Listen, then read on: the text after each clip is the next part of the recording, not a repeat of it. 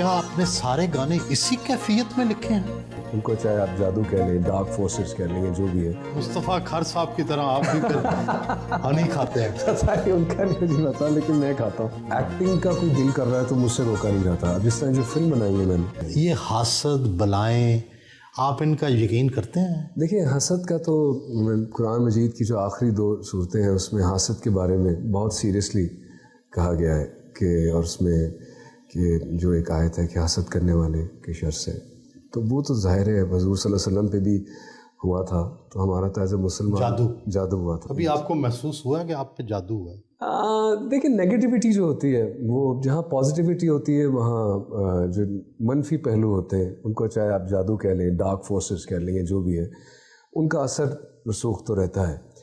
और लेकिन ये कि उससे फिर प्रोटेक्शन का भी एक तरीका है। आप शेर व शायरी भी करते हैं, तख्लीक भी आपकी ज़िंदगी में नज़र आती है, तो क्या ये ऊपर से उतरती है, जहन में तख्लीक पाती है? कोई ख़ास वक्त होता है जिसमें ये फील होता है?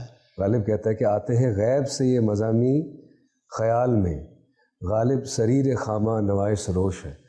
तो इसका मतलब यही है कि वो जो इल्हाम जिसे आप कहते हैं, या जो इंट्यूशन जिसे आप कहते हैं इंग्लिश में, वो एक चैनल है जो कहीं और से आती है। तो क्या आपने सारे गाने इसी कैफियत में लिखे हैं? हाँ, गानों का प्रोसेस कुछ की थॉट कुछ और होती है। जैसे झूम एक गाना है, मैंने तुझे देखा हंसते हुए गालों में, बेज़र ख्यालों में, सोनी के बालों में, जितनी तो मिलती जाए उतनी लगे थोड़ी थोड़ी। वो भी एक ख़ास तरीक़ेकार, एक ख़ास ज़रिए से आया। लेकिन दूसरी तरफ एक रॉक स्टार जैसा गाना कि काली काली रातों में काले चश्मे पहन के आता हूँ, हर पार्टी की जान बन जाता हूँ, मैं नहीं सुनता अपने बाप की, नहीं कोई टी शर्ट मेरे नाप की, ये बॉडी ये डोले, आई मूव हौले हौले, तो गूगल्स कर ले यार, I am a rock star.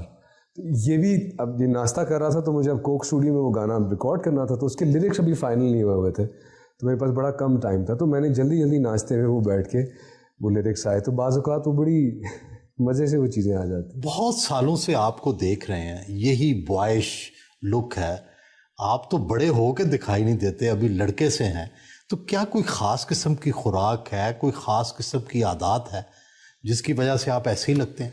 मैं पता नहीं, आई थिंक जेनेटिक्स, माँ बाप की वजह से पहली तो वो चीज़ होती है। लेकिन मैं सुबह उठ के, मेरी एक रूटीन, एक पैटर्न, एक डिसिप्लिन है।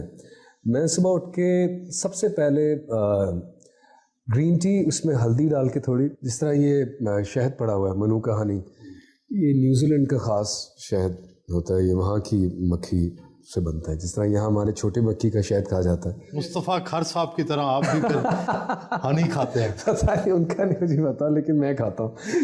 और दूसरी चीज़ है कि मेडिटेशन से अपना दिन स्टार्ट करता हूँ, आप समझ लें, इबादत से। क्या योगा करते हैं या क्या? हाँ, एक्सरसाइज के बाद योगा के कुछ वो आसन हैं। और आप तो बड़े रूहानी हो गए। रूहानियत का ये है कि शुरू से एक अंसर था और एक जस्तजू थी इस तरफ, लेकिन रिसेंट मुतासर है। कोई पीर नहीं आपकी भी है? हमारे जी मुर्शिद हैं। मैं आप पे बड़ा हैरान होता हूँ, आप पेंटर भी हैं, आप एक्टर भी हैं, आप गुलकार भी हैं, आप खतात भी हैं, और पता नहीं क्या क्या है, आप प्रोड्यूसर भी हो गए हैं। तो ये सारी इतनी सारी खूबियाँ कैसे जमा कर लें? मेहनत तो नज़र आती है, क्या कोई और भी बात है? बस मेरा एक one thing that I take pride in, जिस पे मुझे कि मैंने ज़िंदगी में मेहनत बहुत ज़्यादा की हुई है, और आई थिंक मेहनत का कोई और सब्स्टिट्यूट नहीं है। अली साहब, ये बताएं कि ये इन सब मराहिल से आप गुज़रे, एक्टिंग भी की, गुलकारी भी की, और हर एक में बहुत आपने मकाम पाया। अब आप क्या फील करते हैं कि क्या किसी एक पे सेटल हो जाना चाहिए, एक्टिंग पे, गुलकारी पे, लिखने पे, शायरी पे, या सारा कुछ ही कंटिन्यू करना चाहिए? आई थिंक कि मेरे बस में नहीं है कि मैं ख़ुद से ये फ़ैसला ले लूँ कि मैंने अब इस चीज़ पे स्टिक करना है। अगर गाने की आमद आई है, धुन की, तो मैं उसको रोक नहीं सकता। अगर शायरी की आई है तो उसको रोक नहीं सकता। अगर एक्टिंग का कोई दिल कर रहा है तो मुझसे रोका नहीं जाता। अब जिस तरह जो फिल्म बनाई है मैंने, तीफ़ा इन ट्रबल, अब ये मेरा ख्वाब था, ड्रीम थी कि एक ऐसी फिल्म बनाई जाए पाकिस्तान के अंदर जो कि बैनुल-अक़वामी सतह पे की क्वालिटी की हो और हमें इंटरनेशनल रिप्रेजेंटेशन दे उस तरह से।